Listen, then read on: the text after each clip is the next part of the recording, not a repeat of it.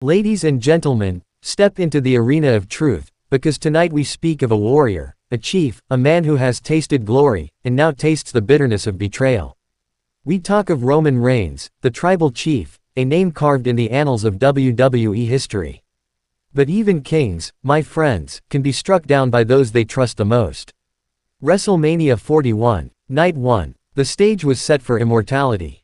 The lights blazed, the crowd roared, and Roman Reigns stood ready to face two titans, CM Punk and Seth Rollins. A triple threat that would test every fiber of his being. He was ready to fight, ready to bleed, ready to leave every ounce of his soul in that ring. But fate, oh, fate is a cruel mistress. And betrayal, my friends, is a dagger that cuts deeper than any steel chair shot. The unthinkable happened. Paul Heyman, his so-called wise man, the architect of the bloodline's dominance, turned on the tribal chief in the very moment he needed him most.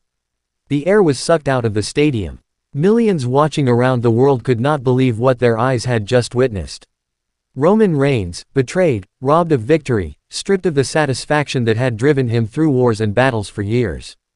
That night, CM Punk and Seth Rollins left with the glory, and Roman Reigns was left with the sting of treachery. But a warrior does not crumble. A tribal chief does not fade into the shadows. He came back at WWE SummerSlam, the biggest party of the summer, the brightest stage of August, determined to reclaim his place at the top. But fate, once again, had other plans. Out of nowhere, Bronson Reed, a monster of a man, delivered a brutal assault on Raw. The kind of attack that leaves bones aching and spirits burning with vengeance. Some whispered that this was WWE's way of writing him off TV. That the company needed an injury angle because Roman would soon vanish to film the highly anticipated Street Fighter movie. The rumor mill churned. Fans speculated. Pundits debated. But then, the truth emerged. The cameras for Street Fighter won't roll until September. The tribal chief is far from done with his business inside the squared circle. And WWE made sure the world knew it. Because Roman Reigns will be there, live, in Paris. Yes, Clash in Paris, August 31st, the City of Light will host a storm unlike any it has seen before. The French capital will tremble under the weight of the tribal chief's wrath. Because when you betray a king, he comes back not just for revenge, he comes back for dominance.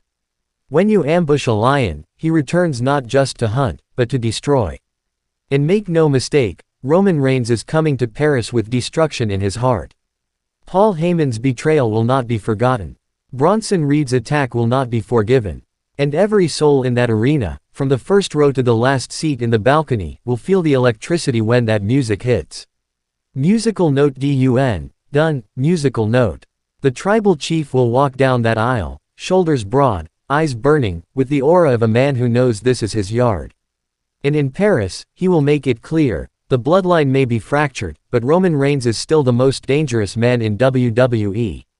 Some will cheer him, some will boo him, all will acknowledge him, because legends are not defined by their victories, but by how they rise after being knocked down. Roman Reigns has been knocked down by betrayal. Roman Reigns has been struck down by brute force. But Roman Reigns will rise, higher than ever. August 31st, Paris, the Empire strikes back. And when the smoke clears, the world will remember one thing. He is not just a tribal chief. He is the tribal chief. And you will acknowledge him.